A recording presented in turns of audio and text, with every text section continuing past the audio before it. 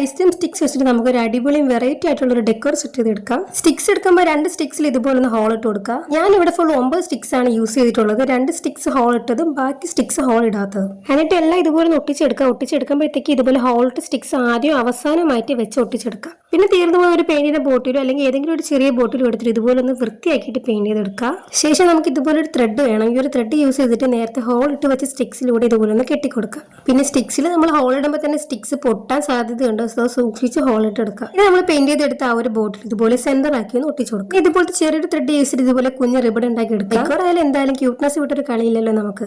റിബണും കൂടി ഒട്ടിച്ചപ്പോൾ നല്ല ക്യൂട്ടായിട്ടുണ്ട് കാണാനായി. ഇനി നമുക്ക് ഇതിൽ നല്ല അടിപൊളിയായിട്ടുള്ള ഫ്ലവർ ഒക്കെ സെറ്റ് ചെയ്ത് വെക്കാം. എന്റെ ഒരു ആർട്ടിഫിഷ്യൽ ഫ്ലവേഴ്സ് ഒന്നും ഇല്ലാത്തതുകൊണ്ട് ഞാൻ ഒറിജിനൽ ഫ്ലവേഴ്സ് തന്നെ പറിച്ചെടുത്തിട്ട് വന്നിട്ടുണ്ട്. ഒരു ഫ്ലവേഴ്സ് നമുക്ക് അടിപൊളിയായിട്ട് അതിലും സെറ്റ് ചെയ്ത് കൊടുക്കാം. ഒറിജിനൽ ഫ്ലവേഴ്സ് ആർട്ടിഫിഷ്യൽ ഫ്ലവേഴ്സ് നമുക്ക് വെച്ച് നല്ല അടിപൊളിയായിട്ട് സെറ്റ് ചെയ്തെടുക്കാവുന്നതാണ്. ഞാൻ കൂടുതൽ ആഡംബരമായിട്ടൊന്നും പെയിന്റ് ചെയ്തിട്ടില്ല. നിങ്ങൾക്ക് വേണമെങ്കിൽ സ്റ്റിക്സിലൊക്കെ നല്ല ബ്യൂട്ടിഫുൾ ആയിട്ട് പെയിന്റ് ചെയ്തെടുക്കാം കേട്ടോ. ഇതാണ് ഞാൻ പറഞ്ഞ സിമ്പിൾ ആയിട്ടുള്ള വെറൈറ്റി ആയിട്ടുള്ള ഒരു ഡെക്കോർ. ഇത് നമുക്ക് വീടിന്റെ ഉള്ളിലോ റൂമിലോ ഹാളിലോ ഒക്കെ ഹാങ് ചെയ്ത് വെക്കാം. വീടിന്റെ മുന്നിൽ ഹാങ് ചെയ്ത് വെക്കാം. ഞാനിപ്പോ എന്തായാലും എന്റെ വീടിന്റെ ഫ്രണ്ടിൽ വാതിന്റെ സൈഡിലായിരിക്കാണ് ഒന്ന് ഹാങ് ചെയ്തിട്ടുള്ളത്. വന്നവരും പോണവരും ഒക്കെ ഒന്ന് കാണട്ടെ എന്ന് വിചാരിച്ചു. ഈ ഒരു ഐഡിയ ഇഷ്ടപ്പെട്ടാൽ എന്തായാലും സബ്സ്ക്രൈബ് ചെയ്യാൻ മറക്കരുത്, ലൈക്ക് ചെയ്യാനും മറക്കരുത്. അടുത്ത വീഡിയോ കാണാം. ബൈ.